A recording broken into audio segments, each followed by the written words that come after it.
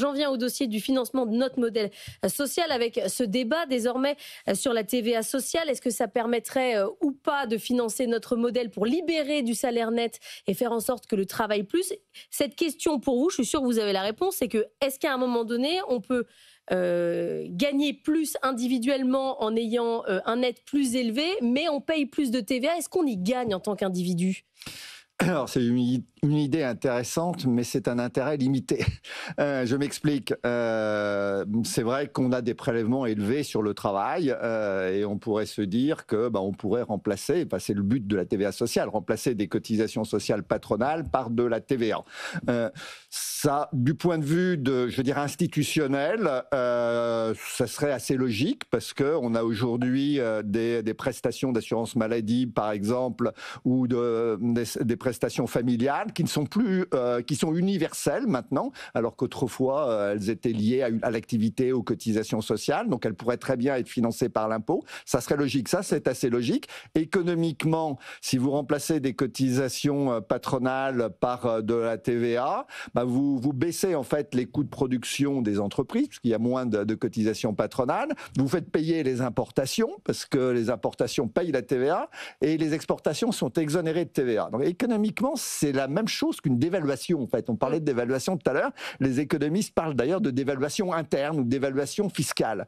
Mais donc les dévaluations, ça peut marcher. Ça permet parfois d'améliorer la compétitivité, mais ça marche pas toujours. La France a fait l'expérience avant l'euro. On parlait de dévaluation à répétition qui ne marchait jamais. On était obligé de dévaluer en permanence, etc. Et donc c'est pas évident. Voilà. Et je pense que c'est un quoi la meilleure piste du coup si on veut libérer le net?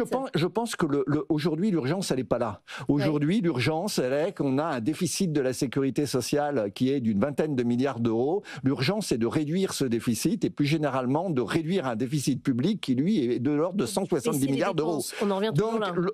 Aujourd'hui, l'urgence n'est pas de modifier le mode de financement de la sécurité sociale, il est d'arriver à ralentir la progression des dépenses sociales. On arrive au taxi. Voilà, et c'est déjà ce qu'on disait. Il y a 30 ans, on avait déjà ces débats. J'ai participé quand j'étais au ministère des Finances. Il y a eu un livre blanc sur le financement de la protection sociale. Toutes ces questions étaient déjà traitées. La conclusion, c'était arrêtons d'essayer de trouver l'assiette miracle pour financer les dépenses sociales. Le problème de fond, c'est que les dépenses sociales augmentent plus vite que l'activité. Et à l'époque, le déficit était de combien? Il était de combien le déficit à l'époque? Non, mais ça, c'était en 94-95. On venait de sortir d'une récession. On avait un déficit qui était déjà quand même de 5 points de PIB à l'époque. Et le problème, c'était de revenir impérativement à 3,0% du PIB en 97 pour créer l'euro.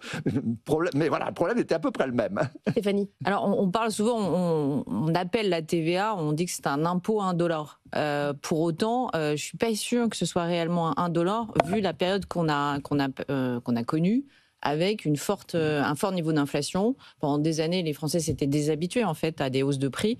Et là, aujourd'hui, je pense que même si le niveau des prix est maintenant stabilisé, on a une inflation autour de 0,8. Donc, on pourrait se dire c'est le moment d'en rajouter une couche. Et en fait, moi, je crains que déjà, ça adresse un mauvais signal à l'ensemble des consommateurs français qui quand même mettent de côté plutôt que de dépenser. Déjà, première chose. Et ensuite, je ne suis pas sûre que ça doit être un $, en fait, pour financer la dépense. Il faut arrêter d'essayer... Vous faites partie de ceux qui veulent montrer l'addition. Oui, il faut arrêter de penser que tous les services publics et les services sociaux sont des services qui ne coûtent rien aux Français. À un moment, en fait, pour qu'ils comprennent que l'effort est nécessaire, il faut présenter une addition, plutôt qu'aller sur ce chemin de la TVA sociale. Je dis, pourquoi pas? C'est mieux de le faire maintenant qu'il y a 2 ans lorsque l'inflation atteignait 5%. N'empêche que je pense qu'on ne forme toujours pas les Français à notre modèle social, comment on le finance en fait en réalité. Olivier Babot. Alors bien sûr, François a tout à fait raison, il faut baisser les dépenses sociales et c'est vrai que donc maîtriser ces dépenses, retraite, maladie, c'est la grosse partie en fait de nos dépenses publiques et c'est celle où les dérives sont les plus grandes. Donc s'il n'y a pas un contrôle de ça, on peut s'amuser sur les assiettes, on peut faire des jeux de bonne taux, il se passera la même chose. Bon, cela étant, la TVA sociale, moi je trouve que c'est une bonne idée où je ne veux pas vous divulgacher, mais elle n'aura jamais lieu en France. Ça n'arrivera jamais parce qu'il y a une réticence énorme. On explique que c'est un impôt injuste. On va faire un référendum, mais un peu compliqué. Politiquement, c'est zéro. Mais En France, nous sommes de petits travailleurs et de gros consommateurs. Et ce qui est formidable avec la TVA, c'est que ça porte évidemment, non pas sur le travail, mais sur la consommation. Comme l'a dit François, ça touche les importations.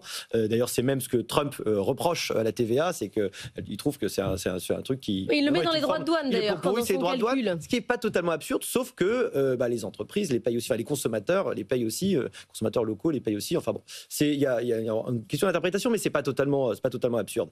La CSG déjà avait comme but, il faut s'en souvenir, de faire moins peser uniquement sur le travail, même si quand vous êtes un travailleur, vous la payez aussi, mais c'est de répartir la charge. Aujourd'hui, quand vous travaillez, votre taux marginal de prélèvement sur le salaire complet, il peut être à 60%, il peut même monter jusqu'à 70-75%. C'est-à-dire c'est un truc de fou en fait en France. C'est-à-dire que en termes de par rapport à ce que vous fournissez, vos salaires complets, c'est votre vrai salaire. Il faut toujours répéter, les gens ne savent pas. Alors le salaire brut, c'est une fiction comptable. La seule vraie salaire, c'est ce que paye exactement pour votre travail votre employeur. Donc mettons 100. Ce que vous touchez en net, c'est 50, probablement parfois beaucoup moins, 40, 200, quasiment 200. Exactement. Enfin, je veux dire que même si on prend vraiment le salaire chargé, parce qu'encore une fois, quand vous êtes un employeur, vous savez très bien, vous ne voyez que le salaire chargé. Votre employeur, votre salarié, pour vous, c'est pas le brut, vous en fichez, c'est pas le net, c'est le salaire chargé complet, et ce qu'il va faire sur le travail lissé, sur le nombre d'heures de travail sur toute l'année. Donc je pense que c'est une bonne idée d'essayer de déporter ça pour encourager le travail, faire que donc baisse des cotisations patronales, pas des cotisations salariales. Alors après, est-ce que c'est réparti en hausse de salaire? Je pense que ça doit être réparti en hausse de salaire, c'est-à-dire que si vous faites ça demain, imaginons que quelqu'un ait la puissance politique de le faire, vous êtes obligé de promettre aussi tout d'un coup à tous les salariés demain, du jour au lendemain, une augmentation. Je sais pas, ça dépendra évidemment de 10, 15, 20%.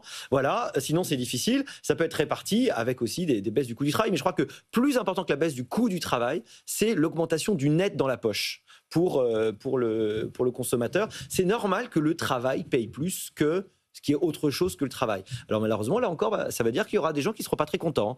Ça sera probablement les retraités, ça sera les gens qui vivent de revenus qui ne sont pas des revenus. Mais est-ce qu'on est capable, François Ekal, de savoir ce que ça fait exactement sur le marché de l'emploi? Est-ce qu'il y a, si vous baissez les cotisations patronales, vous avez un impact direct sur l'emploi? Vous avez le chômage qui baisse? C'est très très difficile parce qu'en effet, si par exemple les cotisations patronales, mettons, diminuent, il peut y avoir deux choses. Ça peut se traduire par une hausse des salaires nets ou ça peut se traduire par une diminution des coûts de production, les entreprises cherchant à gagner de la compétitivité. Et ensuite, si vous augmentez la TVA, ça peut se traduire par une hausse des prix ou ça peut se traduire par une hausse des marges des entreprises. Donc à chaque fois, vous avez, il y a plusieurs possibilités, plusieurs tuyaux. Alors après, les modèles macroéconomiques sont faits pour tenir compte un peu de ce type de comportement, etc.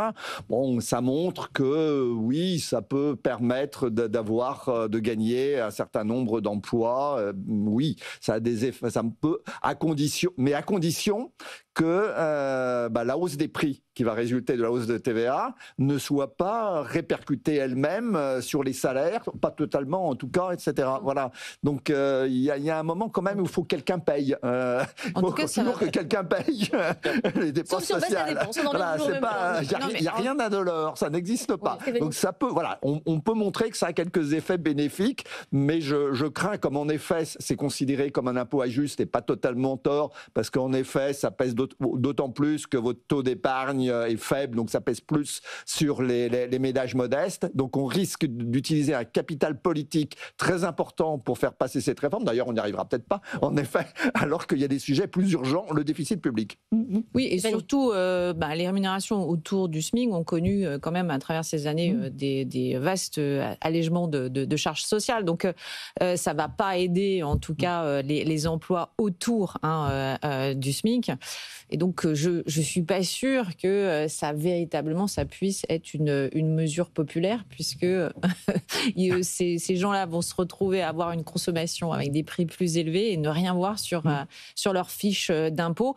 Mais pour autant, il y a quand même des mesures vis-à-vis des entreprises lorsqu'on allège leurs charges, lorsqu'on on leur permet plus de flexibilité, ça marche. On a vu notre taux de chômage quand même pas mal diminuer à partir de 2015, à partir de la création du CICE.